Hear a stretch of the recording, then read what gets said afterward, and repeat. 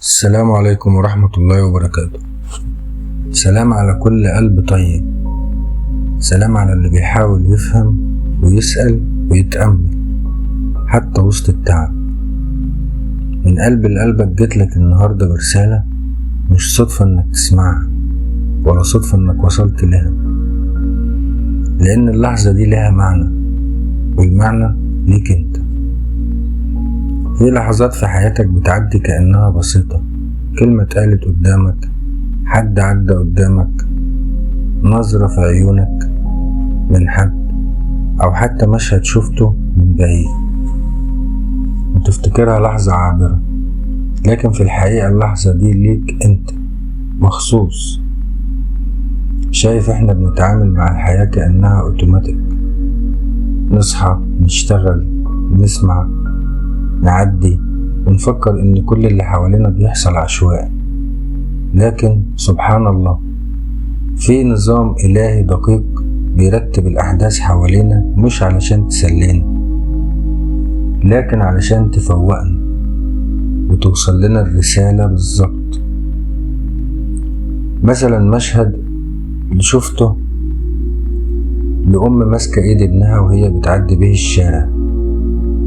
المشهد ده ممكن بيوحيلك ويصحي فيك حاجة، تقولك فين حضني، فين اللي ماسك ايدي. الكلمة اللي قالها لك شخص وهو يمكن مش قاصد بيها حاجة، بس تلمس فيك جرح قديم وتقول أنا لسه بتوجع. الحياة بتبعتلك إشارات باستمرار، مش دايما بشكل مباشر، لكن كأنها بتوشوشك من بعيد، اصحى دي ليك.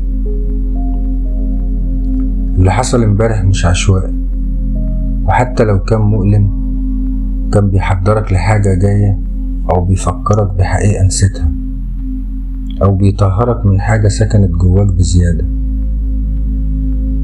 في بنت كانت ماشية في الشارع وشافت كلب بيجري ورا طفل صغير. الطفل وقع والكلب وقف وساب الطفل ومشي. البنت دي فضلت طول اليوم تفكر، ليه الكلب وقف وليه الطفل خاف، وملهاش تفسير. بس في نص الليل افتكرت انها كانت بتجري طول الوقت من خوف وهمي، وان اللي بيجري وراها مش بيقرب زي الكلب، بيجري صوت بس لكن ما بيعضش. دي كانت ليها رسالة. مش لازم كل واحد يشوف نفس المشهد يفهم نفس الرسالة، لكن اللي شافه قلبها كان خاص بيها.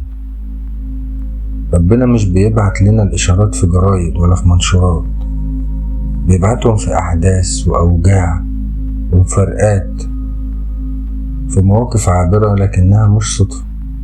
اسأل نفسك دايما، اللي حصل النهاردة كان بيقول لي ايه؟ اللي وجعني ده علشان يعلمني ايه؟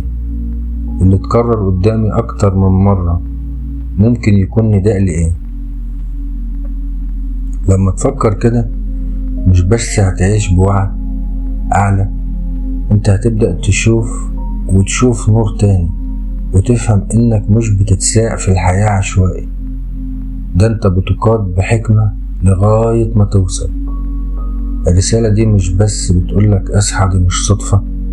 الرسالة دي بتفتح ليك باب لهداية يومية، باب لخريطة جواك، كل يوم فيها نقطة، وكل نقطة فيها معنى، والمعنى كله لك انت.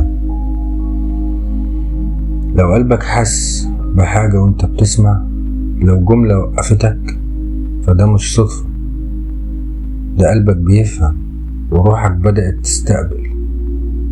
خدها معاك الرسالة دي، وارجع لها وقت ما تحتاج، واحكي عنها للي بتحبهم، يمكن تكون هي كمان ليهم مش صدفة.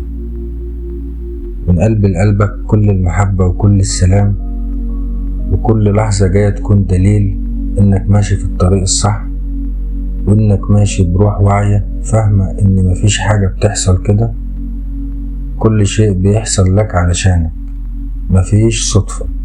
شكرا.